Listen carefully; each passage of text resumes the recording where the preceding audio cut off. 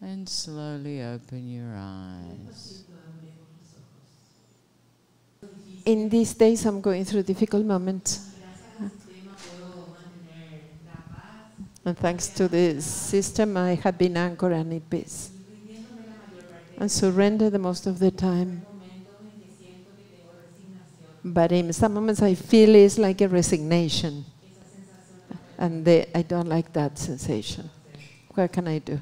You know, this is a place where you need something to change externally so you can be happy. Because resignation is a word of the victim, no? Oh, well, I did my best. Oh, it's just going to be like that. But why do you need it to change? Because you have an idea in your head of how it should be. But it may never change. But does that mean you can't be unconditionally loving? You can be happy. You can embrace the situation and enjoy it without anything changing. Yes, of course you can. You know, we have to accept one thing. 99.9% of the time, people don't change. People don't change. The only person that can change is myself. And as I change, I can see the perfection in other situations. Their situation. And it might not be idyllic for me, but for them, it's what they want. Or they're not choosing to do something different. But you have to be able to love unconditionally. You know, I found that with my family. Even now, when my brother communicates with me, you know, it's always very depressive and sad, and I just love him unconditionally. I don't say, now try to be positive, try to change, try to focus on joyful things. I just listen to him. And that's all. Because people are where they are. You know, so you have to let go. And believe me, resignation is the victim. Oh, they're still like that. Oh, they're never going to change. And it's also a place of superiority. It's subtle, but it's there. And the most important thing is, stop talking about it. Because often these situations become subjects, no? And it's very important to stop talking about it. Really. Just let it go. Let it go. Yeah? Good. These days, I had been feeling, especially today, deeper in the unification. But I feel like an emptiness. And then my head says, but there is no drama, there is only emptiness. And sometimes I feel as if it's new. And I want to know if there is something else, or is really only that emptiness. How the emptiness with no drama in life feels like. You know, you have to stop questioning things. And just trust that there's nothing wrong. You know, we always want an explanation. Humans are crazy. You know, I can go on television and someone will ask me this obscure question and I'll give them an answer and they have no idea what I'm talking about and they'll go, oh. And I'll go, she had no idea what I was talking about. Oh, because we think if we understand things, we have control. And we don't have any control. And the more awake you become, you stop asking questions because there's no answers. Knowledge is of the head. Self-discovery is of the heart. And it comes. It comes from within. And if something changes, you can be sure it's good. Que bueno. Something's opening. Que bueno. More emptiness. Que bueno. More room for nothing. So just let go. And let go of the idea that maybe you're doing something wrong. Because everything's unfolding perfectly. Everything's unfolding perfectly. Because the absolute truth is so simple. It's just love. That's all. That's the ultimate truth. Everything's made of love. And you are that. So you just keep letting go.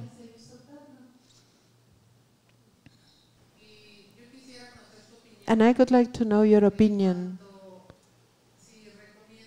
If you recommend to mix Isha system with the thanatologic therapy. Yeah, sure. The facets are great because they because it takes them into a place of love. You know, people that are dying have to be led into a process of letting go. And I think on a lot of levels that happens naturally. Like it usually happens bit by bit. But when people surrender to the fact and they're getting ready to leave, it's nice if they can think the facets. For sure.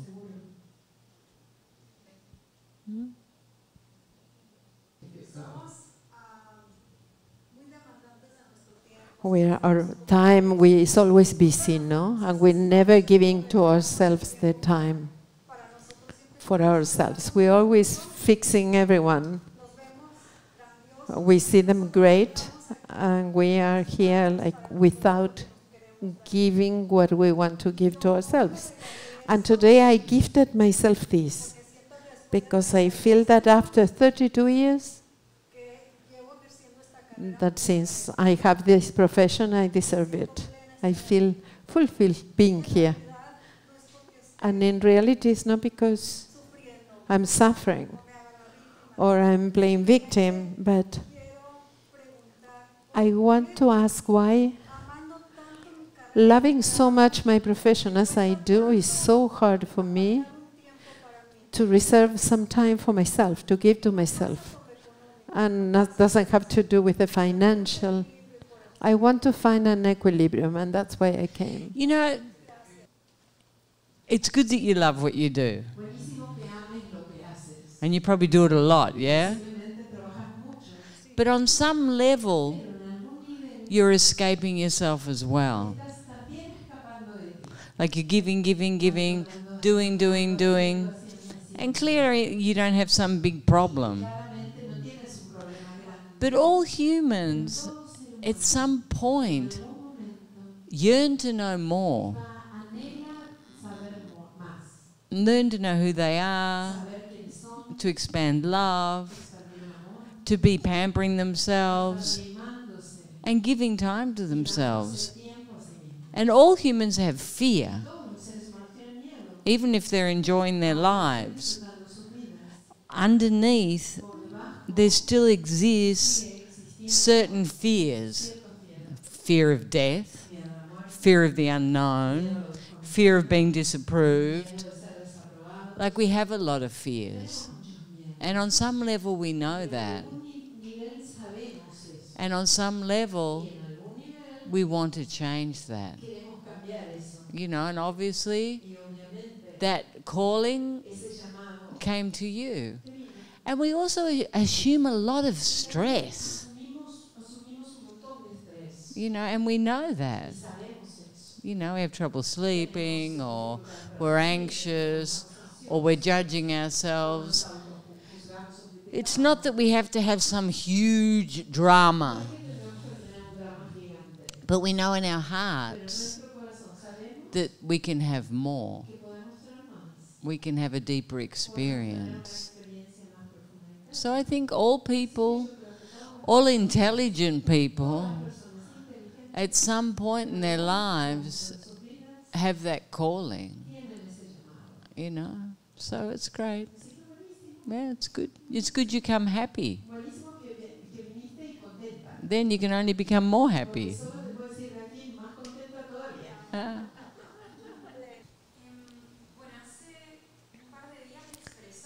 Since a couple of days ago, expressing one of the things that I felt was that arrogance in me,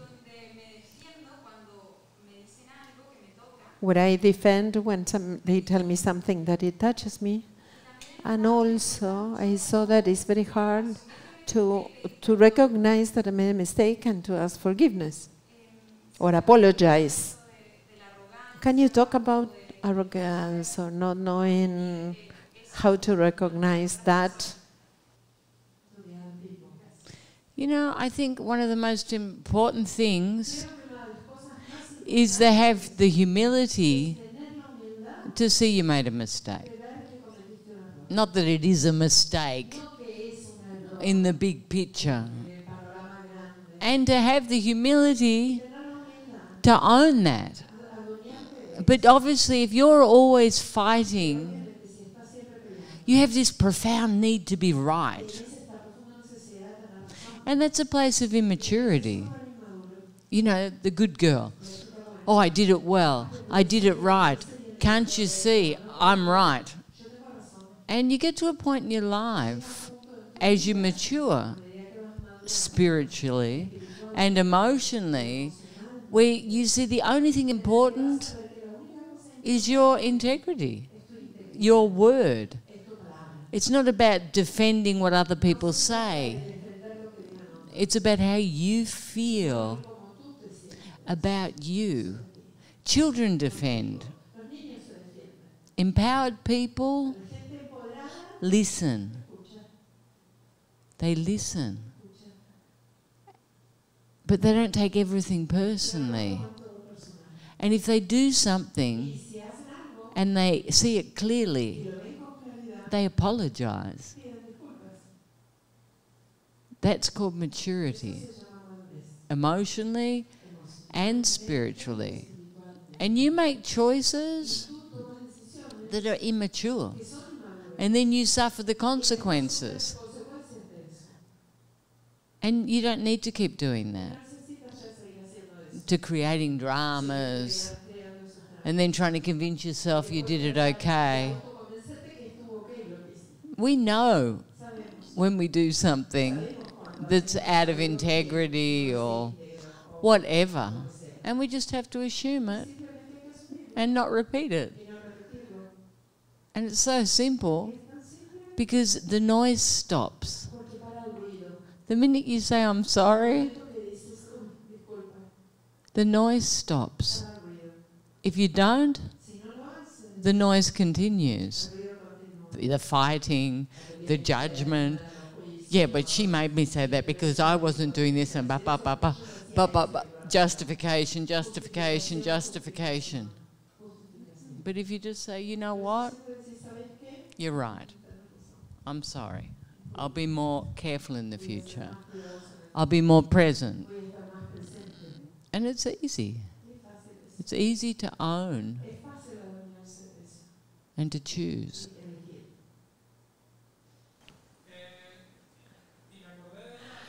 And I remember one phrase that Rodrigo told me in my 6 months. When the head tells me I did something wrong, I don't listen to that. And when it tells me that I did something right, I don't listen to that either. It's like this how we should treat the head, not listening. Not listening that we did wrong, it says we did wrong or we did right. You know, the thing is, it's about the emotional charge.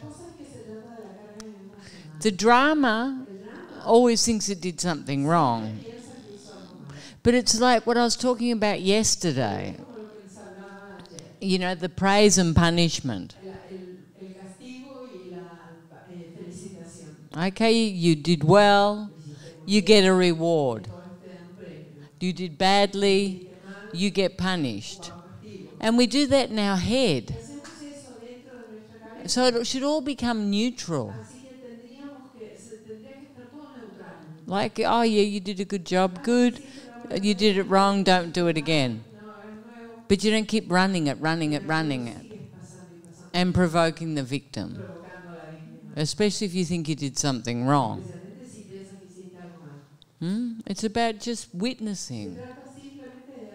Witnessing the thoughts and not playing that game. Oh, good, you did so good, you did so good. Oh, I did so bad, I did so bad.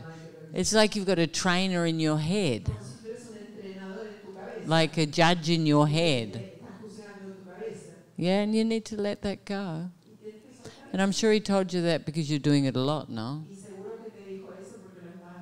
That was specifically for you, I think. My question is, how to handle the sensation of wanting to be living the whole time? Euphoric, adrenaline and intensity. Even if I can enjoy the simple moments and calm, I feel happiness, the maximum happiness happens in those top situations, high situations. So that's an addiction, no? Whether it be through drugs, through sport, through risk, through whatever. It's like an addiction to escape yourself. And you have to get to the point where everything's joyful. Like you can enjoy extreme things and enjoy being quiet. If you can be at peace with yourself, then you're complete. But if you're not pushing the limits, you're not feeling happy, you have to change that. Because you can only push the limits to so far, no? Yeah? And it's very much a thing of youth too. You know, driving too fast, taking too many risks. Like everything's there, no? On the edge, on the edge, on the edge. Also in relationships, it's passionate and intense and crazy and... I did all of that. At some point, you know, you want to change and find more equilibrium. Find a middle path. And find permanent joy. Permanent joy. That's the greatest thing. It's something very steady. It is something very steady. Yeah?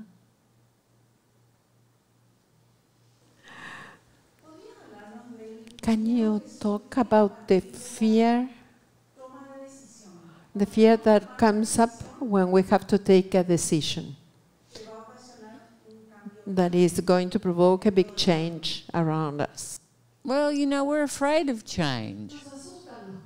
We want change, but we're afraid.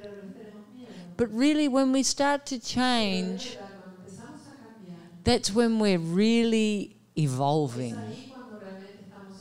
When we're pushing the limits, when we're letting go of the old and moving into the new. And it takes a lot of trust. And it takes a lot of focus. And you need to be present. And you need to allow it just to unfold. Not to be violent and forcing, but just to let it unfold. But if you have consciousness, and each step you're making in each moment is anchored, everything will open quickly. Yeah, but humans are afraid of letting go of the old,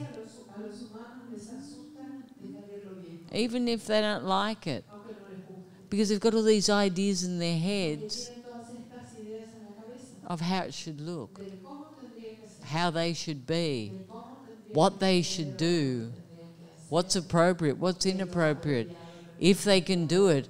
Am I too young? Am I too old? You know, blah, blah, blah, blah, blah, blah, blah, blah, blah. Here now, clarity, and move into action. And if there's no clarity, don't move into action. But if it's coming from the heart, it's clear. So just keep moving the stress and moving forward. I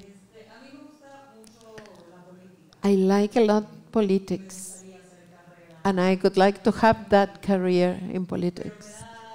But I feel afraid because I know it's a world that is very difficult to be integral as a politician. It's very easy to be corrupt, is my perception. Do you believe it's possible to be a conscious politician in this world today? I think the majority of politicians start off like that. But politics is about compromise. You know, you have to constantly be compromising. You can't be just doing something, because there's always two points of view. It's always in duality. So there's always a point where you have to compromise to come to a deal. I'm not talking about corruption. I'm just talking about a political decision. There's always opinions. It's very difficult to be clear and to follow your heart and stick to your word, because you have to be constantly negotiating, because different people want different things. And if you want to get into power, you'll have to give those people the things they want. And I'm not being negative, but I think it's a very complicated situation because it's based in duality. But why do you want to get into politics? This is a much better question. Why don't you just open a foundation and give to the world? And you can be like a guru, no? We don't negotiate.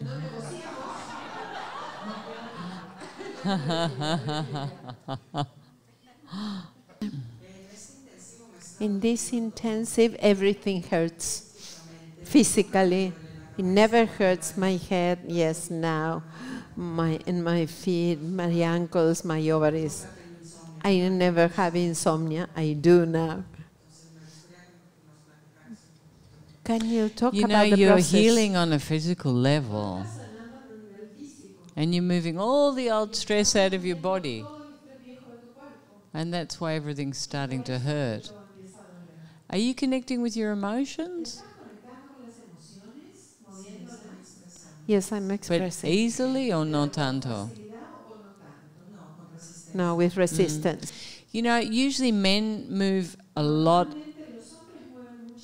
physically because they don't cry as much or they don't connect so much. So I guess you're just moving your stress through your body. But now that you'll be moving around and doing, well, todos lados.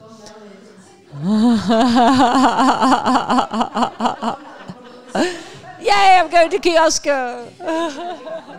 Go to Starbucks. And you'll be doing more activities. and walking up and down the stairs, up and down the stairs, up and down the stairs, it will start to move. But really put your attention in your body and see these places where you have pain. And put the facet there, and you might find that you start to move some form of emotion. Yeah? Yep. And don't worry that you can't sleep, because you're laying down all day. You know, it doesn't matter. You just unify. When you go home, you'll go back to normal. And I'm sure you're not used to sleeping with so many people. I imagine. Maybe yes.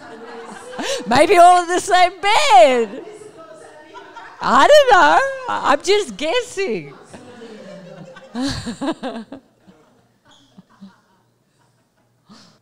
My question is, why do we hold on to control so deeply? Like, for example, I've broken my body, like, physically, mentally, spiritually, doing my best to grasp any sense of control. Why do we hold on to control so deeply? Because we're afraid. We think if we don't have control, we're vulnerable, we're fragile, we're mortal, and we have so many fears underneath the control. And it's the greatest illusion, because the truth is, we don't have control. Control just makes us stress. And it's a place where we don't trust. So what creates that on such an extreme, like you're talking? Obviously there's a profound pain. Something happens where we lose our trust.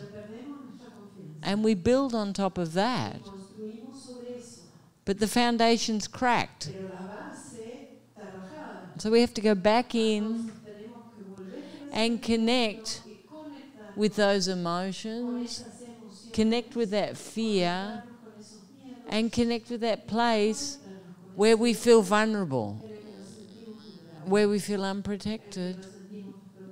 And we can heal that and then start letting go of the control. It's a process. And as you expand consciousness, it becomes easier and easier to let go and to trust. And ultimately you realize that nothing can really affect you except for your control.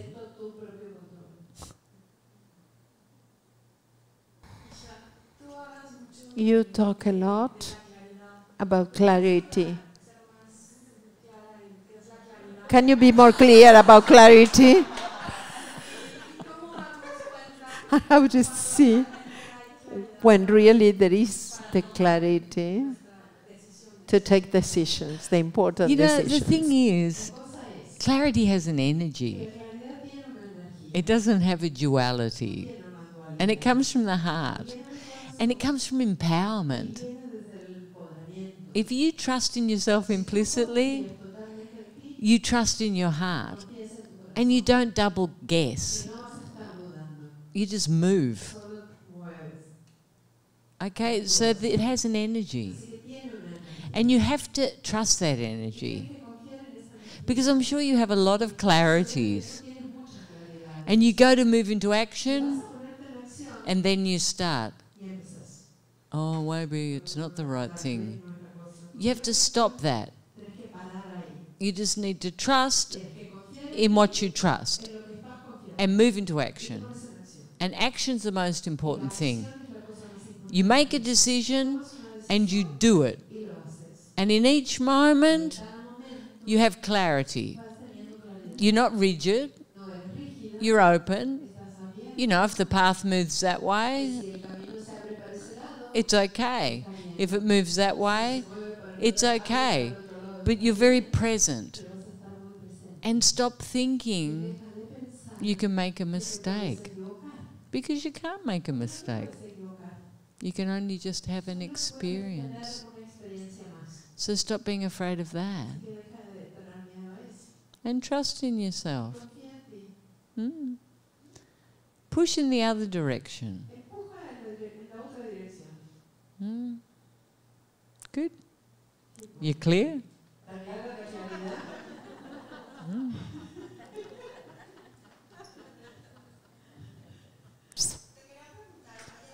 Yesterday you were talking about the patterns, the behavior patterns that we learn. How to unlearn those patterns, that you're aware that you inherited them, that are ruining your relationships, family, friendships, whatever. How to unlearn them. Okay. You know, it's not about unlearning. It's about seeing them and choosing something new. You know, when you expand consciousness and you're very present, you start to catch yourself the places where you're creating the victim. And you start to see, oh, that's not me. That's my grandmother. Oh, that's not me. That's my mother. Oh, that's not me. You know, and you start to see who you are, what choices you want to make. Instead of those habitual destructive ones that you've learned. Yeah, so it's just about being present and making new choices. Don't be robotic. So if you can see them clearly, you can change them and you can dissolve them. Because usually behind them, there's fear, no? There's always fear. So you need to move the fear, feel the fear, and then let it go. And see it for what it is. You know, we have no concept of who we are. None. And when we start to evolve and become present and go deep inside, we start to see ourselves. And a lot of it's shocking because it's not even our voice. It's a voice that we learned. And it has nothing to do with reality. It's just something we were told. And then like a good little robot, we go, okay, it's like that. Because that's the truth. Because someone told me. And most of humanity, depending on the country you were born, the political party you have, your social situation, what's transpired in your life, are all walking along doing that. Believing the same things. But no one's born anything. No one. No one was born Christian, Hindu, Muslim, Buddhist. No one. You became that. No one was born Democratic, Republican, no one. You became that. All your behaviours and belief systems, a lot of the time were never questioned. And your behaviours and your victim. It just, you were taught that. Good girl, prize. Bad girl, problems. Girl, nervous, insecure. Am I going to get in trouble? Did I do it right? Did I say it right? Is that good? Is that bad? Ba, ba, ba, ba, ba, ba, ba, ba, ba. It's incredible. But then we start, and it's not bad, it just is. It's the illusion of duality. And then we start to become present, and we start to think, or see, more importantly, oh, I'm going to change that. That doesn't bring me happiness. That's a cultural idea. That's not reality. That's not my experience. And we start to reinvent ourselves without the suffering, preferably. Yes? It's a C. Free to be me. Free to be yourselves. Because you're all perfect. And we changed everything so much. Trying to fit into an illusionary box. And no one fits in it. Except for when they're dead, huh?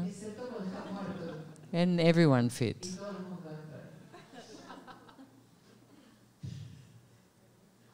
You're bluffing again. Oh, I've got to go. Gracias. Come visit our webpage for books, movies, and our wonderful retreat centers. Isha's simple yet powerful system is transforming lives around the world.